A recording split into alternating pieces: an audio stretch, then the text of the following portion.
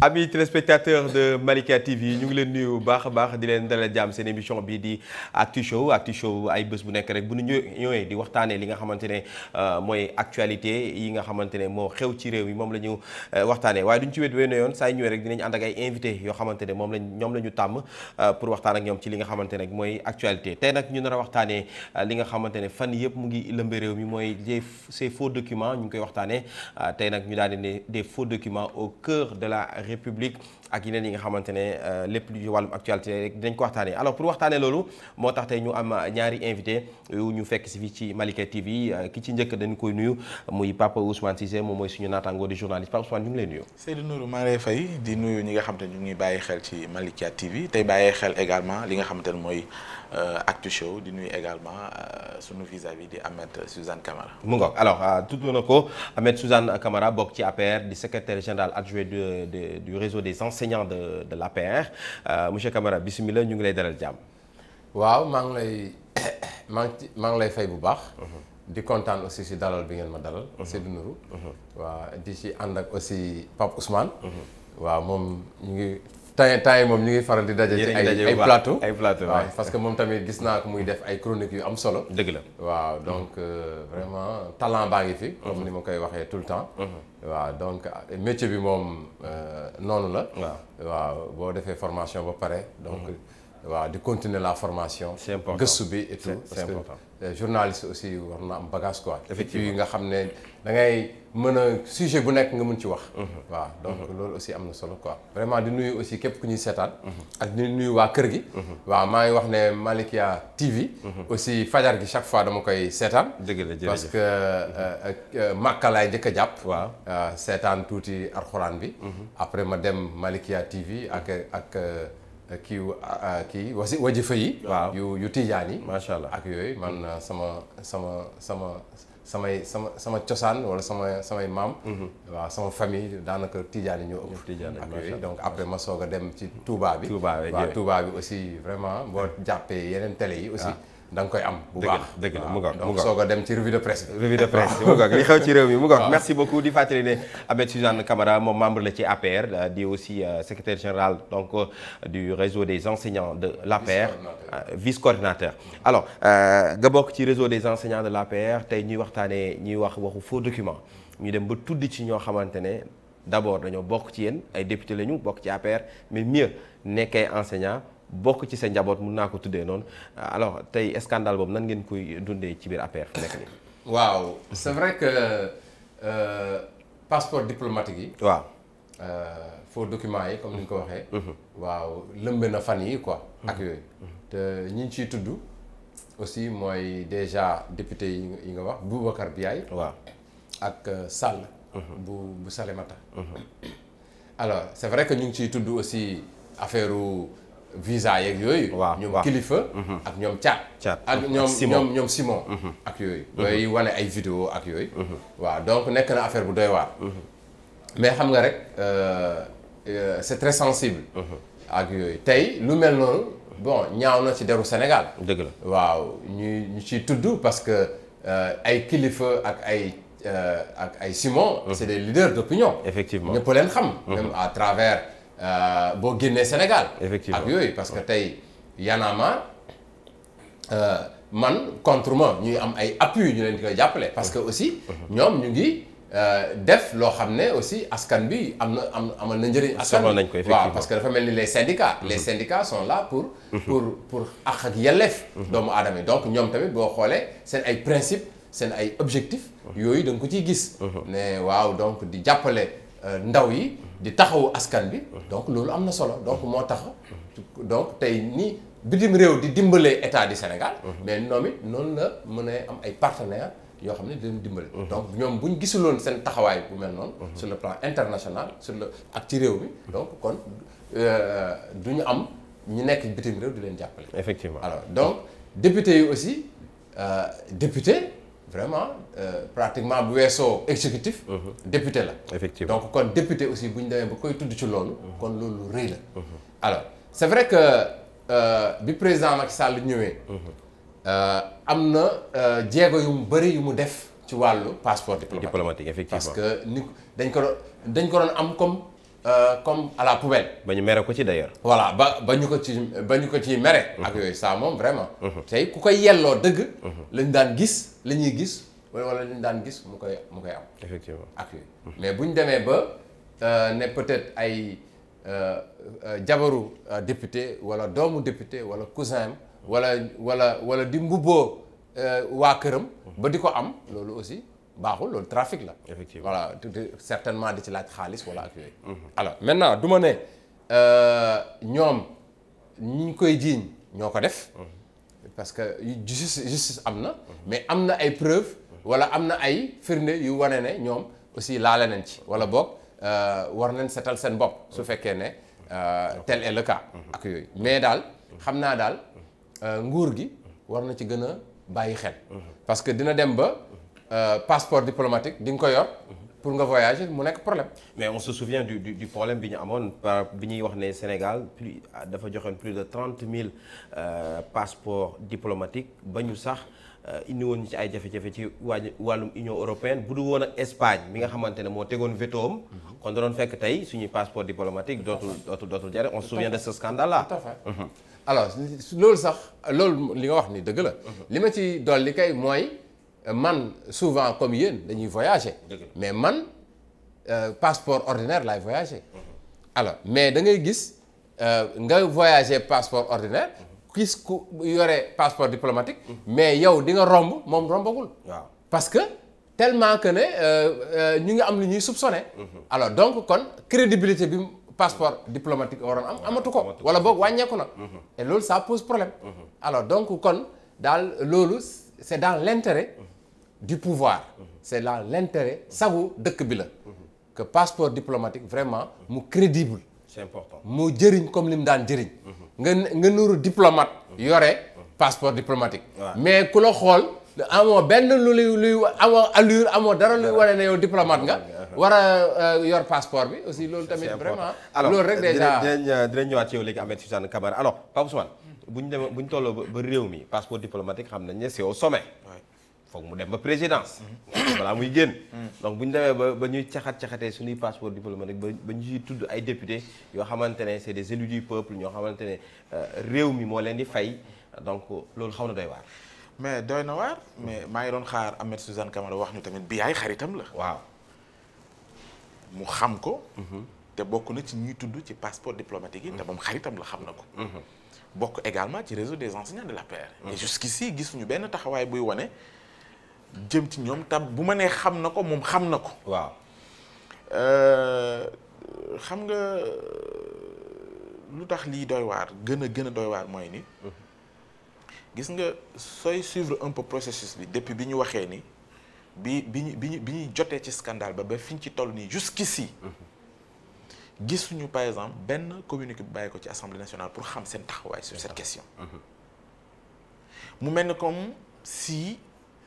suñu justice réew comme ni procureur autosaisiroo ci coowal visa yi bi mu mel ni daal fii dox bi dafa yéex trop te dafa tey xel jusqu'ici trop te man li ma gëm jàpp ko te li ma koy may mooy li ay dossiers weesu na fi te même chose lañ ko dundee ba xamatuñ fan la mujj j'ai comme l'impression que ne lii ci loolu la jëm et ça va être dommage que sur cette question que ñu incriminer ñaari député te boo gisee affaire ni muy demee daf lay wóor ni ñaar ñooñu rek lañ ci tudd waaye bu ñu toppee chaîne bi dina yegg feneen parce que commencé na pourrir même l'Assemblée nationale yaa ngi dégg ñuy wax sax ba ci opposition bi ay députés de l'opposition yoo xam te ne te ñoom it jusqu'ici seetlu li ma la wax kenn defagu ci sorti te pourtant du rek majorité bi ñoo fa nekk mais député yaa ngi fa ñu xam ku mel ni Cheikh Bamba Dièye mu ngi fa ku mel ni Mamadou Lamine Diallo mu ngi fa ku mel ni bëri nañu ñoo xam te ñoo ngi fa te bi ñuy wax tudd nañu leen te jusqu'ici gisuma benn taxawaay buy wane ni ñoom jéem nañoo wane ni lii ñuy wax kat ci Assemblée nationale jusqu'ici amuñu ci fenn fuñ ci taqee fuñ ci laale moo tax ma jàpp ni sur cette question kenn rek mooñ ci mën a dimbali mooy justice bu Sénégal dem jusqu'au bout mais on sait fii te président Macky Sall moom moo ko njëkk a wax barki Dembo Ndiaye su ma juumul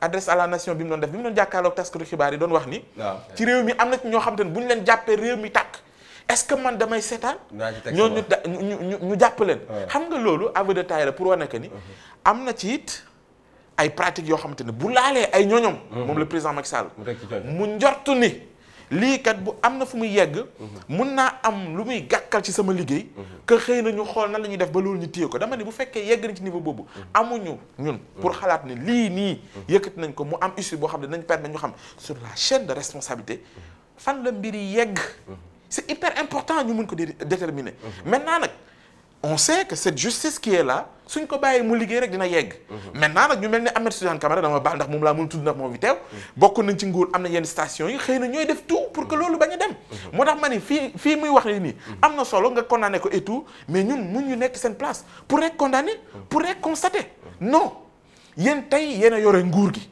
yéen a yore réew mi da ngay war a fexe ñun bu ñuy constater yéen ngeen koy saafara mais bu dee ñun ñooy nekkandoo di constater les mêmes faits yoo xam ne dañ ko war a réprimer ci ñi ko war a réprimer ñoo fi nekk war def liggéey bi ñoom ñuy def entrave dafay doy waar. qu'ils nous disent moom rapport yi mu am ak BI ak ki ñuy wax au-delà de liggéey bi justice yi def mais est-ce que ku ñu xamee la ci moralité yoo xam te war na mën a tax nit ñi seen xel dal ci nous ne sommes pas là pour juger ko on est d'accord mais dama bëgg wax ne sur cette question ñoom du pouvoir ñoo am intérêt à ce que ñu bañ a def benn entrave ci liggéey justice pour que mbir yi mi la leer maintenant nag mu ngi wax naan président Macky Sall def na jéego yu am solo ci mbirum passeport diplomatique yu gën ko sécuriser waaw mais bu dee def na ci loolu yëpp ñu mujj fii ñuy gis koo xamante ne daf lay wax ni am naa 14 jabar 14 ay doom yoo xamante ne nii existé wul fenn ñoom ñëpp am nañ ko muy wax sànq naan ñoo xam ne mën nañu xëy rek yor ko te amul lu ñuy représenté ci réew mi loolu bu dee am na mais nañ ma wax kon sécurisation boobu lan la c'est-à-dire bu fekkee ne on n'arrive pas à assainir c'est du haut niveau en tout cas problème bi fu muy bàyyee ko dafa kii mais Ahmed Suzanne par rapport ak li Pape Ousmane di wax parce que gis nañ ne procédure bi xaw na yéex politique xaw na ci lalu parce que tey bu ñu gisee que ne d'abord est-ce que tey bu doon opposant bu ne fànga dàng la dal Assemblée nationale du ñu wootee xaw ma nan d'urgence dajaloo pour daal di dindi seen mbalaanu kiiraay na moom xam nga muy wax sànq naan nañ leen jox présomption d'innocence waxul woon loolu ci Ousmane Sonko non ci biñ koy woo xam nga loolu tamit dafa am solo ñu bàyyi xel paramètre boobu xam paramètres yooyu xam ni parloo moo indi de part et d'autre su fekkee ne dañuy incriminer Samba wala Demba nga gis position yi dégagé du position yoo xam ne dafay conforter maanaam la citoyenneté ak ñun ñuy wax ni république ci la ñu aju mooy ni ñun Sénégalais yëpp a yem te ñoom politique yi ñoo koy def sur cette question moo tax dafay baax comme ni ñu ko waxee nii bu mu ñu fi convoquer ay présomption d'innocence ak nangam parce que quand bi Ousmane Sonko bi ñu koy incriminer jusqu'ici amul procès amul dara mais ñoom ñi ànd ci nguur gi ñëpp xam nañ seen position jusqu'ici da ngay gis sax seen statut ñu koy def di wane ne waa ji kat moo dem faire massage ak nanga et tout alors que waa ji condamné guñ ko présomption d'innocence te kon buñ ñu ko fi wax loolu aussi tamit dafay sama question day fekk est-ce que tey du woon yoon sax ñoom ñaar ñu démissionner de l'Assemblée nationale pour être à la disposition de la justice sénégalaise parce que Bougazeli quoi que l'on dise il faut reconnaître lu ko ne moom dafa démissionné woon xaaru sax ñu dindi même si nag flagrant délit lañ ko jàpp quand même donc mooy moom démissionnaire est-ce que tey du woon yoon wala sax jàpp ni loolu li gënoon ñoom ñi démissionner pour être dans quand même voilà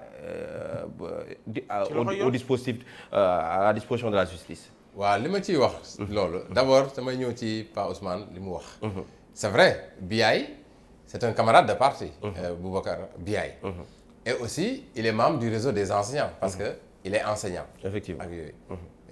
En dehors de président du conseil départemental en dehors de député. ak yooyu effectivement il nous a côtoyé wala on s'est côtoyé. ok mais tamit lu ma ko mënti xamalit xamal lu ma ko affaire passeport diplomatique. ndax réseau des enseignants fala bokk Youssou Touré moo ko jiite. mais mosuñ fa di waxtaanee lu mel noonu. kon yéen amu leen passeport diplomatique non moom amuñ ko man moom déjà sax man toujours ku ma xam sax. ñi ma jege ñëpp tout le temps daan nañ ma wax mais pourquoi yow doo wut passeport diplomatique. pourquoi doo fexe di voyager passeport diplomatique. ma doon wax ne man pour man mérité wu ma ko c'est-à-dire su ma ko yellooloon dañ ma koy jox. donc yoruma fonction bu tax ma war ko am. parce que bokk naa ci nguur gi rek dama war a fexe am ko. non xëy na su ma ko defoon mën nañ ma ko jox mais man loolu dama ne du ma ko def. aw ma ci droit donc kon du ma ko wut. te ensuite je me suis toujours dit que ne nguuru Macky Sall tôt ou tard day jeex. te bu jeexee man je préfère boobaa kon damay delluwaat di wuti visa. alors te tey su ma maa ngi am visa. te nguuru Macky Sall joxuma ko. parce que je suis un syndicaliste. te ku xam ne central laa bokk jiite syndicat. damay am possibilité di voyager di dem Genève. la conférence internationale du travail. te bu ma ñaanee visa dañ ma koy may.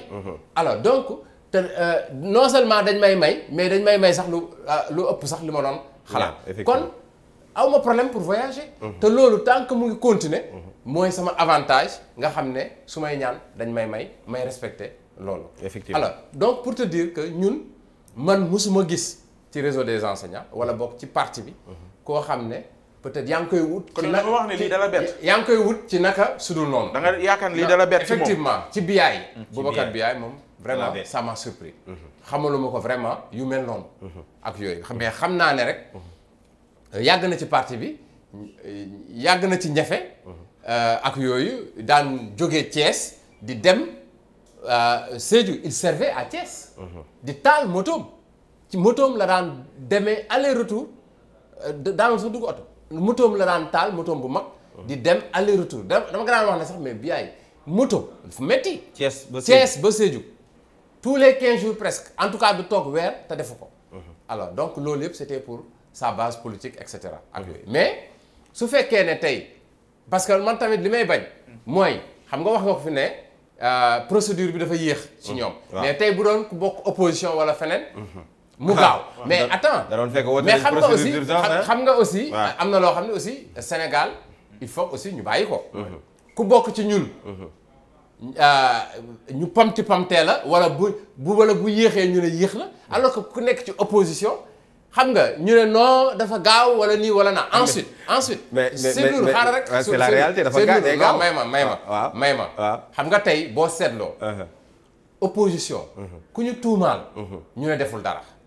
mais pouvoir ku ñu tuumaal ñu ne acca ñoom la sàcc yi yaa def mais c'est pas comme ça parce que vous êtes au pouvoir waaw non attends d'accord ñun ñoo yor nguur parce que duñu leen ko baal ñun nekkul ci ñaar yooyu yëpp ñaari hypothèse yi nga wax ñu nekkul waaw may ma rek sànq dama leen doon dégg ñaari hypothèse yi xam nga d'accord naa que ñun ñu nekk au pouvoir dañu war a set dañu war a jub waree le bon exemple mais ñi nekk ci opposition aussi waruñ mel nu leen neex ñoom tamit bu fekkee am nañu dëng mais dañ ko war a wax effectivement mais problème bi mooy tey suñu jiiñee ñu nekk ci pouvoir waa pouvoir yëpp défendre la waa opposition duñ la défendre suñu jiiñee ku nekk ci opposition waa opposition ñoo lay défendre waa pouvoir duñ la défendre mais kon loolu mooy lan kon kan moo def mais est-ce que tey ñoom dañu war a xaar ñu teggi seen mbalaanu kiiraay pourquoi ils ne démissionnent pas voilà pour justice mën a def liggéeyam mais non comme que gars yi dañoo nekk vacances ñu ne dañoo nekk vacances d'accord non waaw d'accord convoqué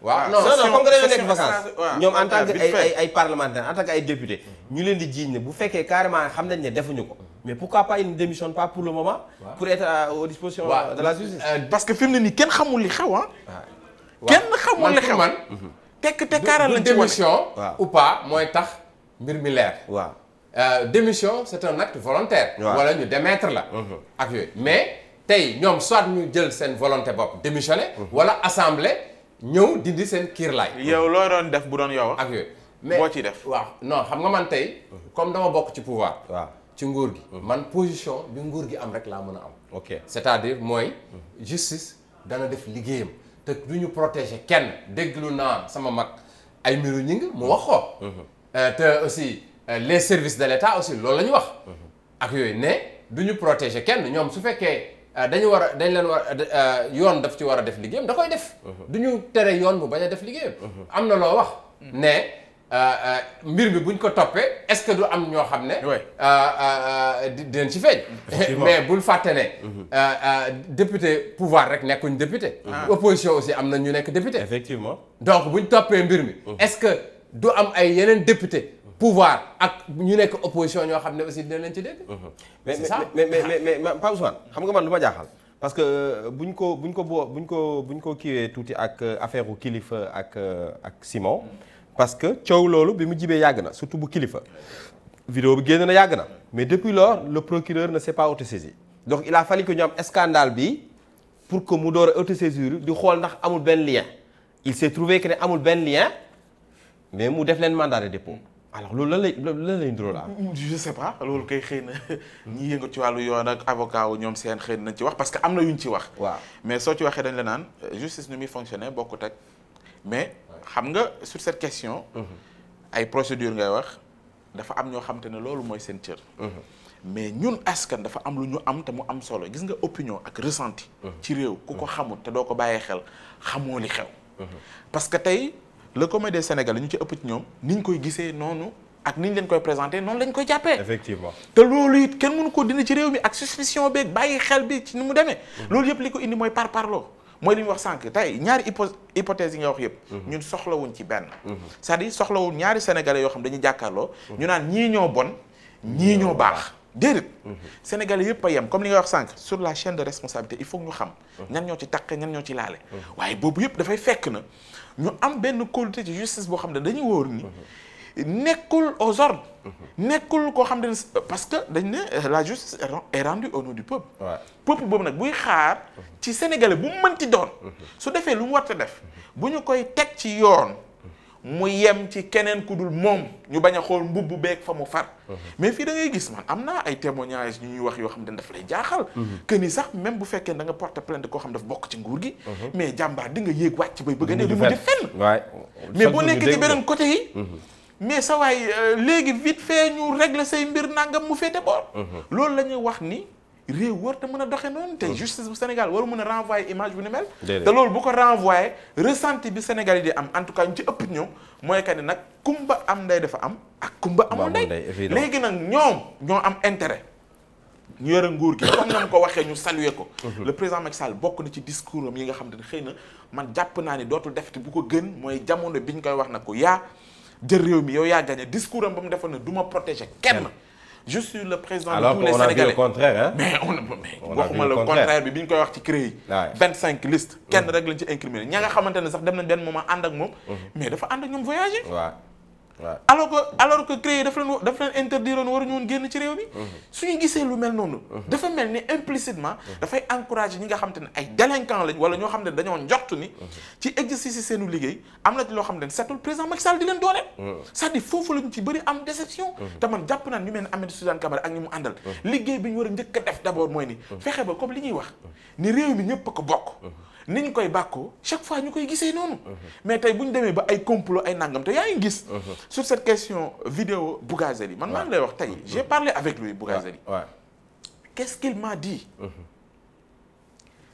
que ni mbir yi fu mu toll nii nañu xaar. man tey ñu ngi may jéem a yàq mais maa ngi vidéo bu Ousmane Sonko boo xam ne bis mu ko génnee ci réew mi.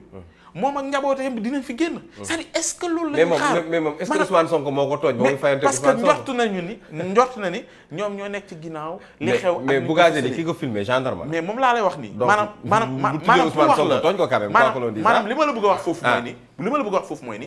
regarde ci Sénégal oui mais c'est-à-dire far bonul. mais xam nga lan moo bon. mooy niñ koy defee nii. mooy ne soo nekkut ak man. je ferai tout pour que l'autre xam ni.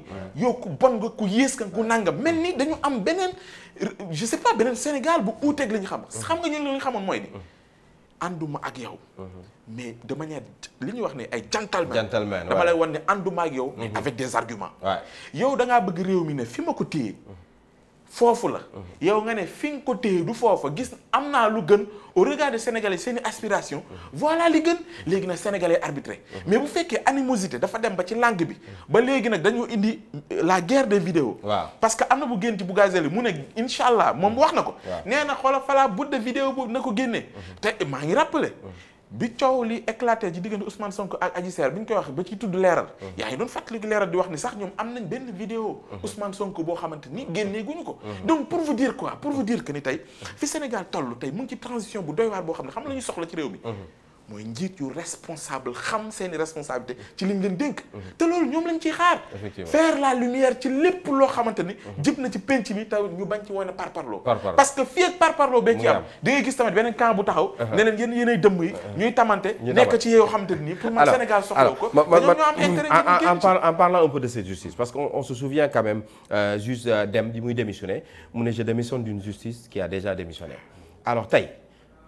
ñu def benn xool ñu ne vidéo bi jóge ci Bougazelli ci gendarmerie lay jógee supposons que ne ñoom ñoo ko publier sax est-ce que tey tamit nekkul benn ras-le-bol boo xam ne ñoom dañ naan dañuy def instruction def enquête jàpp la ñuy jàpp def la ñuy def ba jox ko ki ñu ko war a jox kañ ko war a jox du ci def li ci war est-ce que tey nekkuñ di pousser quand même pour le dire que écoutez Bougazelli dañ ko jàppoon flagrant délit mu ngi nii kon kii il ne doit pas traîner au dehors au détriment des autres Sénégalais yi nga xamante ne écoute benn affaire bu ndaw ñu ngi ci kaso bi des années on les est-ce que tey suñu takk der yi parce que on sait que ne la gendarmerie corps d'élite la très bien respecté ñuy def seen liggéey bu mucc ay macha allah est-ce que tey tolluwuñu foofu pour dire que ne écoute sonn nañ ci di def liggéey boo xamante ne du am finition parce que nit ki ci nguur la bokk.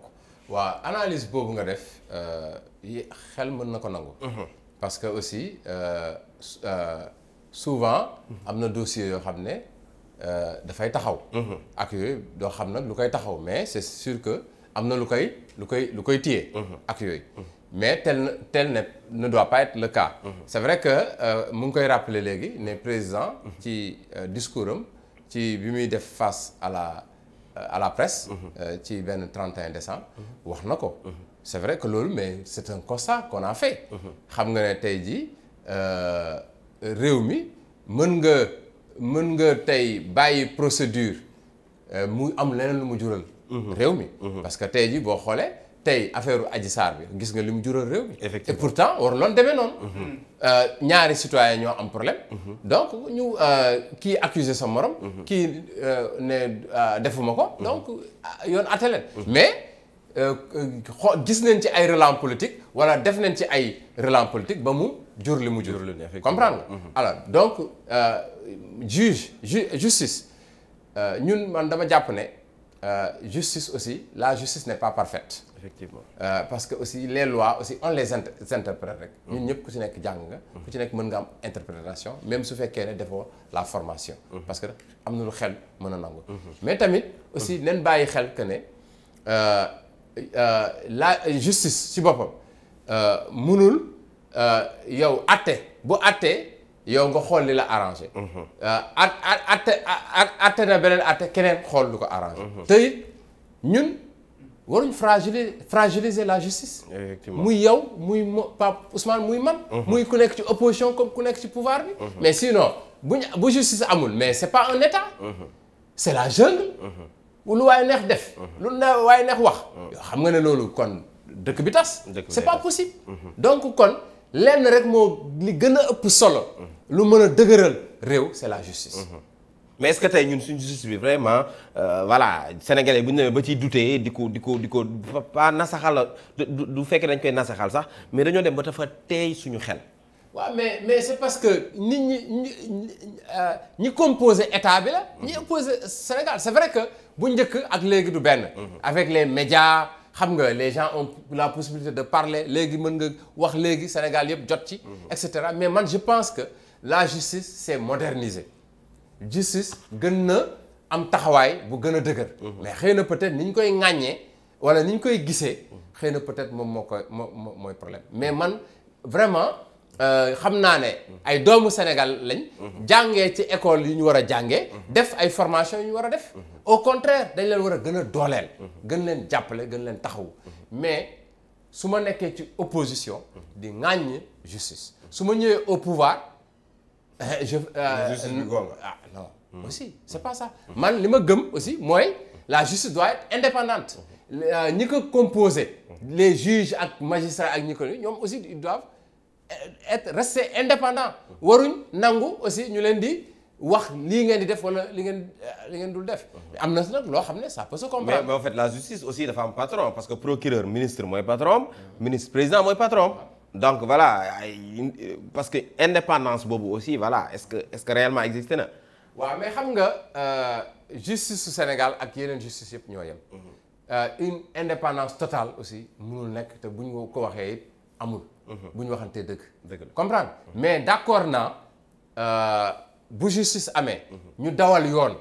maintenant bu ñu demee nag ba dawal yoon xam ne nag lii après mën na jur leneen loolu mën nañ ko xool am na ñoo xam ne mais xam nañ ne def nañ ay njob rek mais ñu may leen liberté provisoire. waaw man tey Barthélémy Dias man leer na ma ne mais Ndiaga Diouf moom moo ko rek. moo ko rek. mais bien sûr mais il l'a dit. moom légitime défense day. mais il très bien. légitime défense la wax. waaw.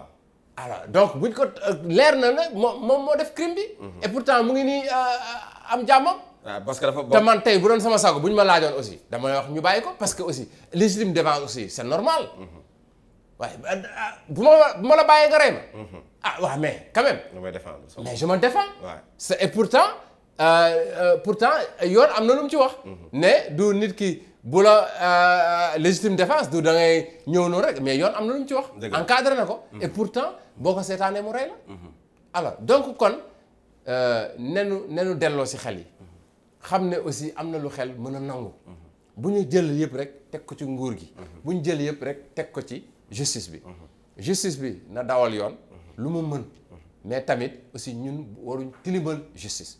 parce que sinon état bi ci boppam mooy nekk à terre te bu état bi nekkee à terre vraiment baaxul ci kenn. c'est un problème. Alors Pape Ousmane sànq tudd nga ko ces vidéos ko bu ñuy gis partout alors là quand même damay interpréter du journaliste bi bu ñu demee tey ba des médias parce que li ñu fi wax ci données personnelles gis nañ ko milliards yi ñu dépensé ci data center bu Diamniadio bi gis nañ ko loolu yëpp c'est pour protéger nos données bu ñu demee tey ba données personnelles nekk loo xamante ne comme voilà lu waay neex def lu waay neex publier mieux c'est des médias reconnus par l'État qui diffusent des vidéos yoo xamante ne c'est à caractère de données personnelles entre ñaari nit ñoo doon waxtaan filmé wante seen bopp donc bu ñu demee tey ba voilà médias yi saa ñu leen ko joxee et que toujours ñuy pointe de doigt benn média boo xamante ne ñu ngi koy jiiñ ci nguur gi la far tout le temps mooy diffuser médias yi on peut citer muy leeral tout le temps ñu ngi koy jiiñ que ne dafa ànd ak nguur gi dafa far ak nguur gi moo tax tout le temps muy diffuser ces vidéos là.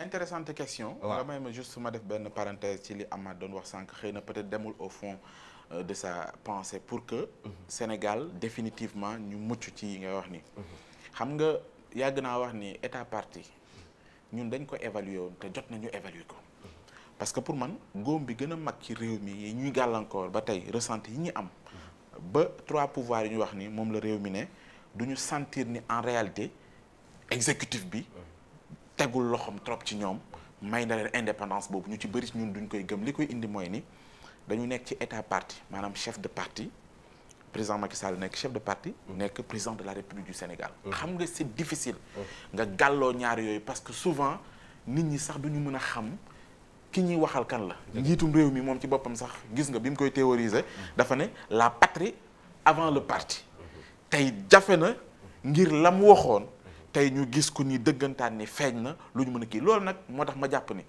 ci réforme yi ñuy wax il faut qu'on aille au bout de ces réformes mooy lan jàpp naa ne état parti yegg na ci ay limitam war nañ ko mën a xoolaat ba nga xamante ne réewum Sénégal dina ubbeeku ci benn ère boobu moom laay ñaan mooy te bëgg naa candidat yi nga xamante ne ñu ngi yóotu réew mi ñu bàyyi ko ci xel dégg naa ci Ousmane Sonko mu wax ci parti boobu moom démarqué wu ak ñeneen ñi wax ni bis bu ma yegsee ci bopp réew mi dootuma jiiteeti Pastef xam nga tey loolu lim lay may peut-être xëy na ku mel ni président Macky Sall du ko def parce que am na lu muy ragal mooy lii bëgg na local yu jëm carte yëpp nekk ci loxoom mu xam kan la fay teg régler ay troupam parce que lan ragal na xëy na ay ambition ba xëy na ku mel ni Amath bu bëggoon taxaw pour na ko kilifa gi noppalul bu laaj 3e mandat ndax waxoon nga ni gaañ ñaar laay def am nga fi ay say ñoñ ñoo xamante ne matee nañ ko taxawaay baa ngi fi nañu leen waajal ngir nga ëllëg boo fi jógee ñun ñuy des di continuer suñu defee ay jongante moo tax ma jàpp ci réforme yi nañ ciy bàyyee xel loolu mooy war nañoo évaluer état parti fan la ñu yóbbu lan mooy faiblesse pour que ñu mën a ubbeeku ci beneen ère xëy na loolu nañu dimbali suñu amee njiit boo xamante ne danaan kat appareil bii moo ma indi au pouvoir dañ naa ci maa ngi ci service sénégalais bu boobaa nag képp ku may tànn di ko boole ci sama liggéey day fekk mu épouser li tax ñu fal ma léegi nag moom bis buñ ko joxee lettre de mission yi liggéeyam du doon naan waa ji waxoon ni bu ngeen gañewul seen base nga ñàkk sa liggéey waaye danaan seen lettre de mission yi ma leen assigné su ma waree évaluer gis ne kat ba ma la ne lii mooy sa liggéey defoo ko ñu sanctionné ba Sénégal yi xam ne kii ñu wàccee kat ñàkk a def liggéey bi war moo tax ñu wàccee ko waaye du ne dañ ko wàccee parce que dafay lor ñu fauteuil yu waa ji comme ni ñu wàccee ay ñoom Amadou Ba ak ñoom seen ñëpp jàpp ne si seen wàllu liggéey am nañ ci xarañte bu ñu wane ñu leen di fay tegg di fa teg ñoo xamante ne da ngay sax jaaxle ci boo déggee ni kii mooy ministre nangam pour man yooyu yëpp tant que génn ci mooy la question du profilage c'est hyper important te ci ñu mën dimbali mooy njiit loo xamante ne du nekk ci parparloo dafay jàpp ni sénégalais yi ñoo ma fal war naa mën a sóobu ci loolu beneen bi mooy ñu ngi jëm ci xamuñu ba xam dana laaj troisième wala déet boo déggee ci ay ñoñom dañ naan conseil constitutionnel mooy valider les candidatures foofu li ma ci wax rek mooy lan am nañ ay modèles yu marché yoo xam depuis boobu ba léegi kenn laalu ko kenn soppiwu ko te jusqu'ici mu ngi doon transition seeni réew muy les États-Unis gis nga tey justice boobu yegg na ci modernisation ba nga xam te est-ce que xam nga ni ñi composé comme par exemple su ma jëlee tey suñu conseil constitutionnel 7 sages yi fa nekk ci maanaam dossiers yi ñu leen di jébbal pour soxla ci seeni avis gis nga bu ñu koy càmbar ba war a rendre décision yi duñ nekk naan considérant noonu la même ba ci ñoom seen biir 7 sages yi ñi nga xamante ne ànduñ ci décision bi ñuy rendre mooy décision finale bi da ngay gis sax ñu koy expliquer aux États-Unis chambre yi noonu la ñuy def c'est-à-dire dañ lay wax ne la ñu fekkee ñun ñoo ko composé bu fekkee majorité dañuy wax ni lii mooy décision bi mais benn yi nga xamante ne dañu opposé wu ci décision bi da ngay gis ni ci bu ñuy rendre justice bi dañ ko ciy feeñal pour que léegi citoyens yi xam ni ah sage nangamkat ci question nangamkat lii moo ci kii mais ñun amuñu ko c'est-à-dire on a un conseil constitutionnel fermé reste des rek ci la mu doonoon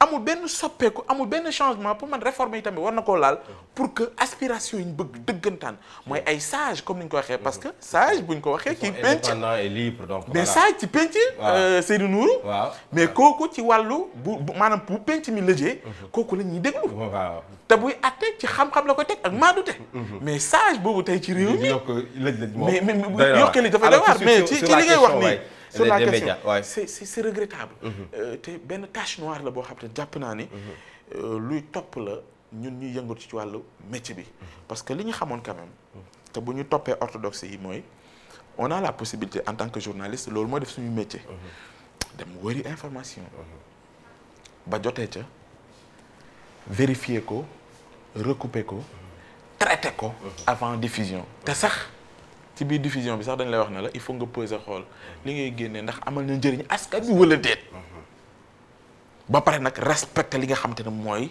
sunu corporation yu lu ñu tegal ñu war ko doxalee mais tel n'est pas le cas da ngay jël benn vidéo boo xam comme par exemple man tey mën naa jël benn vidéo tag yónnee leen ko rek et puis boo xoolee ci exemple yi ngay joxe mais fitna la gën a yee ci réew mi yóbbu réew mi ci benn dimension boo xam te mën nañ xëy rek ñaata bakkan ñoo ci rot ci loo xam te ne yaa ngi koy wax c'est des citoyens yoo xamante ne c'est un truc privé bu waroon yom foofu mais bu yeggee ci benn niveau parce que ki ñu ciy tudd kooku moo ñëw 3e ci élection présidentielle yi wane benn taxawaay ci nguur gi ne ma ànduma ak yéen ba abada ilaa yawmi din parce que li ngeen di def baaxul man li ma yor moo baax léegi nag bu fekkee duñ ko tonc ci xam-xam ñu ngi jéem a xool ay maanaam moom ginnaaw lam ñuy wan ñun sénégalais yi lan moo nekk ci biir ñun soxlawuñu loolu est-ce que man soxla naa xam Amath Suzanne Camara suba lan lay ndékkee kan la nekkal kan la nangam déedéet ñun li ñu soxla mooy Amath Suzanne Camara liggéey bii nii bu ne mën naa ko fukk ñu mel ni moom ne ko mën naa ko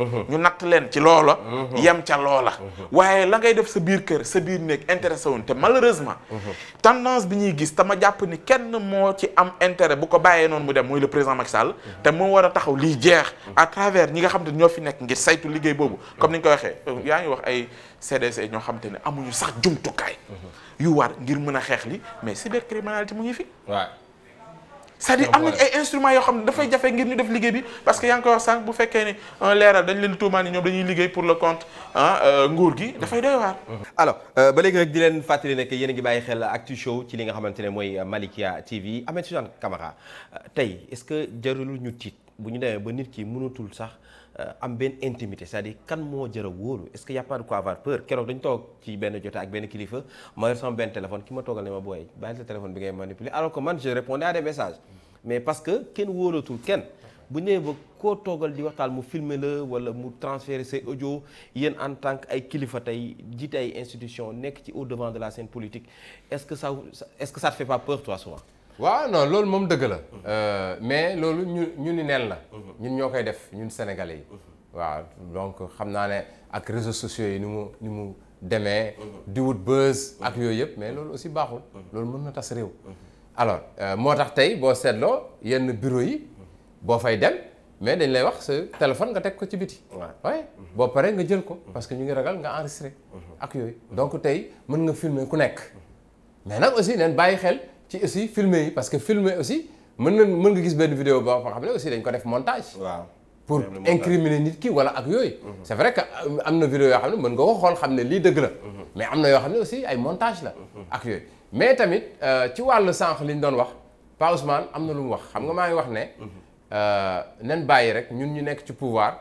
ñu ne su fekkee am na ku tooñ wala ku def dara. nekk ci pouvoir ñu défendre ko. ku nekk ci opposition aussi waa opposition défendre la.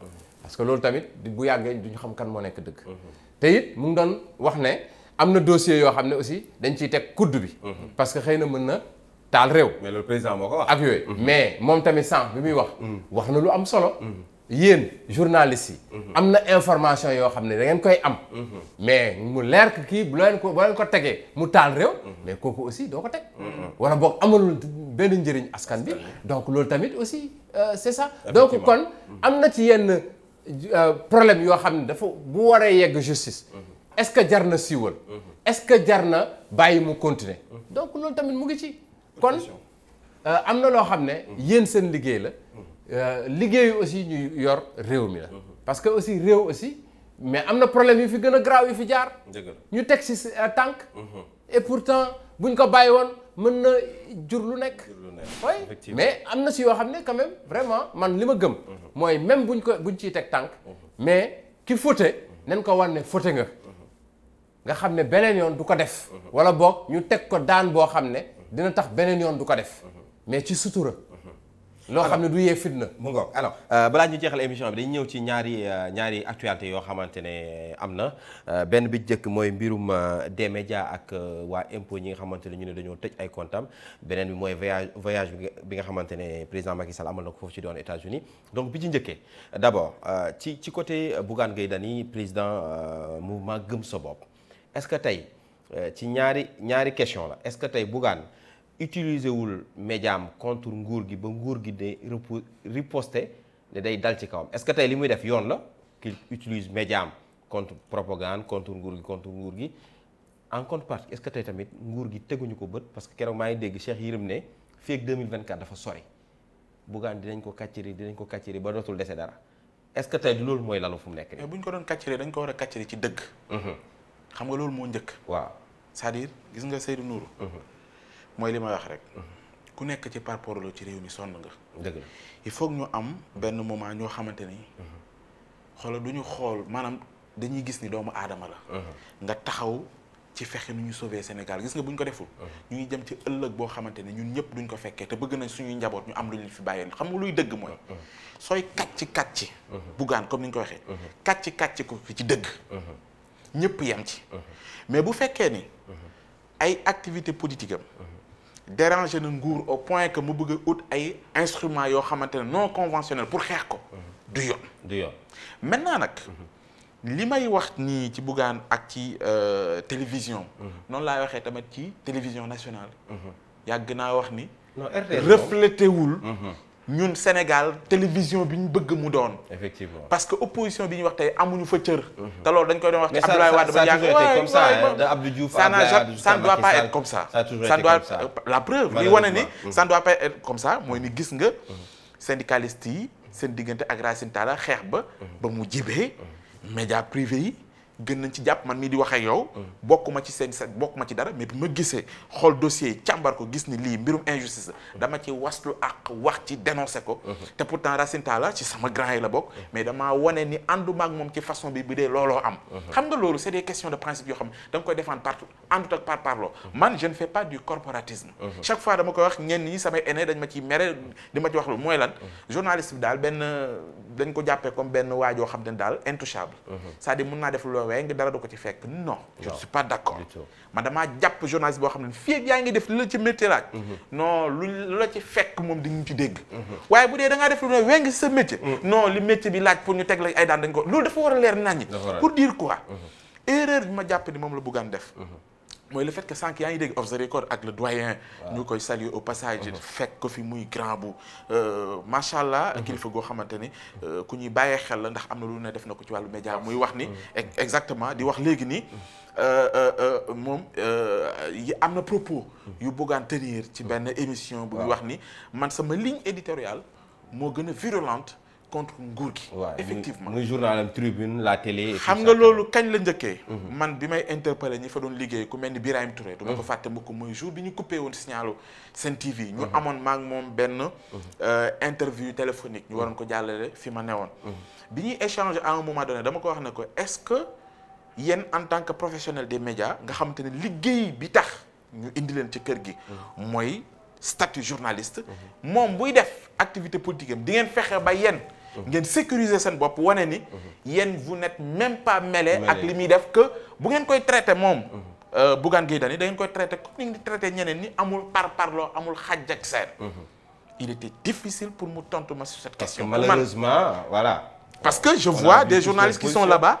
yuy jël ay affiches Bougane Gueye Dany di ko fësal. boo xoolee ni ñuy defee pour man. loolu tey moo ko rattrapé. et bu fekkee politique la ñuy wax comme il est pratiqué au Sénégal. mais mbiru nu may def ba nga ba wàññi say poñ nga faible fii pour ma mën a dëgër bu dee foofu la. mais. kaa ma wax dara du ay compte rek la ñuy tëj.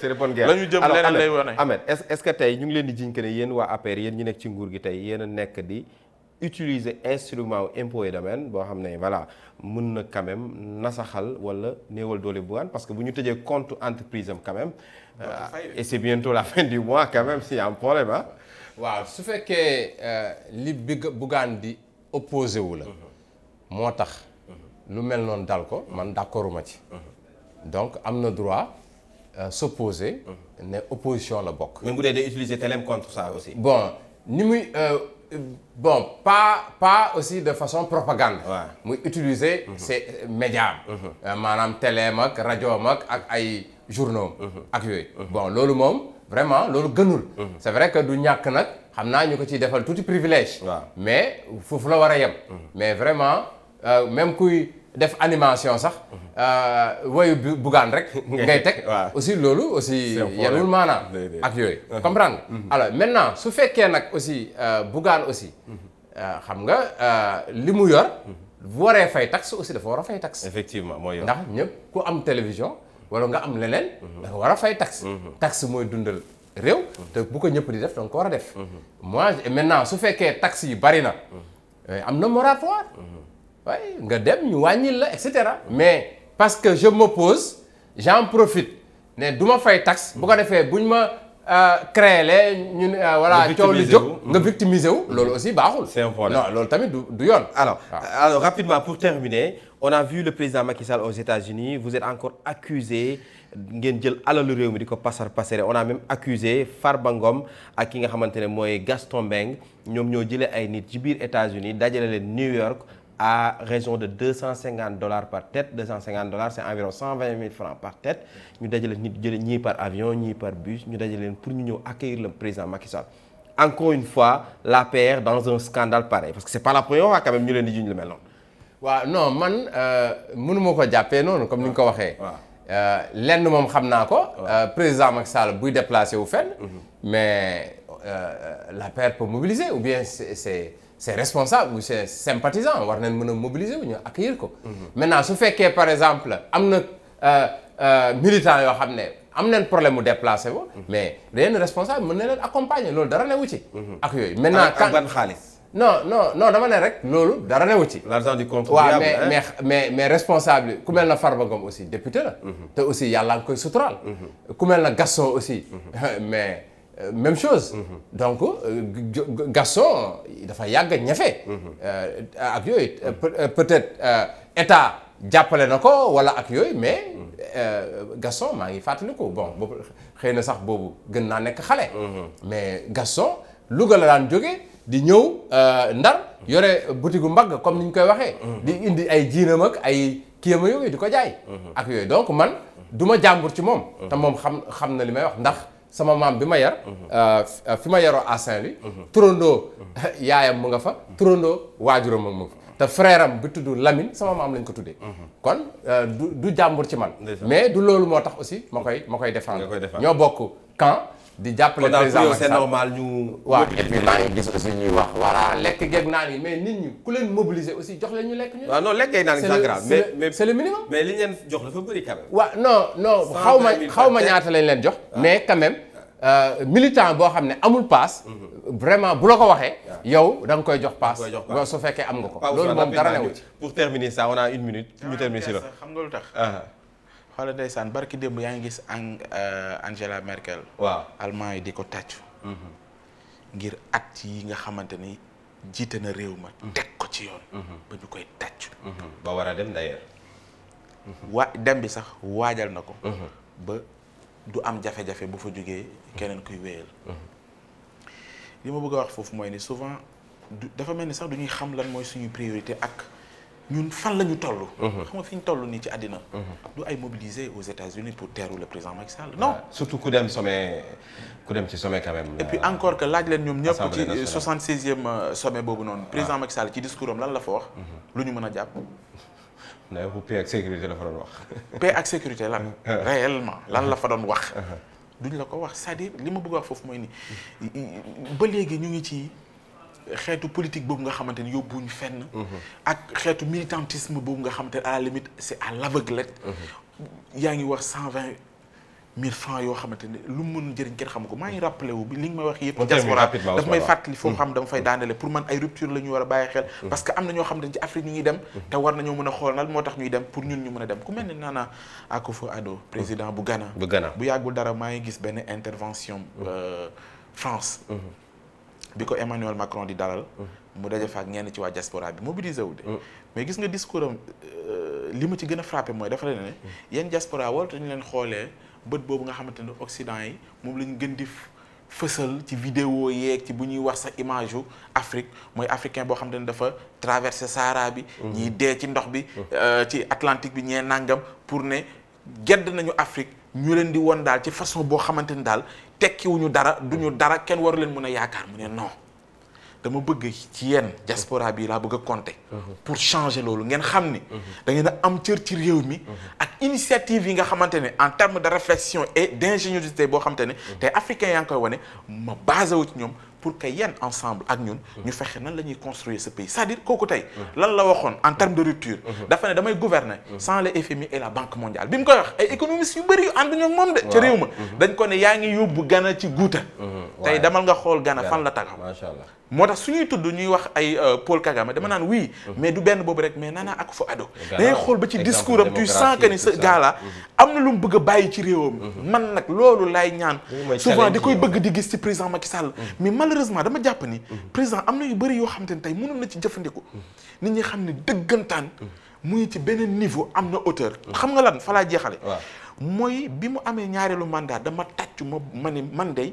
pour la première fois loo xam te ne suñuy génération dunduñu ko ñun dinañ ko dund ak le président Macky Sall mooy ni pour la première fois on aura un président de la République qui va organiser des élections présidentielles en 2024 yu mu dul bokk nga xamante ne loolu li mu koy may en terme d'avantage moo koy fàttali tey ma jàpp ni xëy na bu ñuy seetaan bu ñu bàyyee xel dina mën a fàttali ko loolu xam nga en terme d'avantage lan ñu mën a yóbbu mooy ni génnoon na summeekoon na ci ay ñoo xam ne dañuy ñëw di ko teg naan ko waaw président boo ñu kiiwul boo ñu nangam prochain nangam parce que nekkatul ci sàkku mandat léegi li muy def mooy xool ci doomu réew mi yan réforme lay engagé teg réew mi Sénégal ci pante boo xamante ne nii li ñuy dund tey doon ko waxal Abdoulaye Wade doon ko waxal Abdou Diouf doon ko waxal Senghor désormais le Sénégal dañ koy teg ci raay yoo xamante ne xam nga ñu jëm ci pétrole ba ñun ñëpp ñu tàcc ko ne ko président dolli nañ la sax yeneen mandat pour que nga dolli mais bu fekkee ne ba léegi mu ngi ci calcul bi di xool fii di kii bu ay ñooñom defee mu làq bu kenn dóore mais bu yàggee finalement duñu am li ñu bëgg merci beaucoup Ahmed Suzanne Camara ça a été un plaisir waxtaan bi neexoon na xam-xam jib na fi et puis voilà ñu ngi gis que ne voilà avec beaucoup d'aisance et tout ça merci beaucoup. waaw maa ngi lay sant aussi di la gërëm. xam naa ne li ñu fi waxtaanee yëpp am na njëriñ. lu fi juum ñu xam ne nit matul. waaw donc di kontaan lool comme ni ma ko waxee sànq. ànd ak Pa Ousmane. ci plateau bi. di nuyu waa kër gi yëpp. waaw vraiment te saa yoo leen ma soxlawaatee incha allah dinaa ñëw. te xam naa ne émission bi moom. waaw donc dina bokk ci émission yoo xam ne day nekk phare quoi. incha allah ndax bi mooy émission bu njëkk. merci beaucoup Pa Ousmane yow it jërëjëf kontaan. yàlla naa leen jik. allahumma waaw donc yàlla naa jik émission bi. merci beaucoup amis téléspectateurs de Malikia TV donc jërë ngeen jëf yàlla nu yàlla may donc ñu fekkee ko demain incha allah ci beneen numéro bu Actu Show d'ici là portez-vous très très très bien et au revoir jërë ngeen jëf.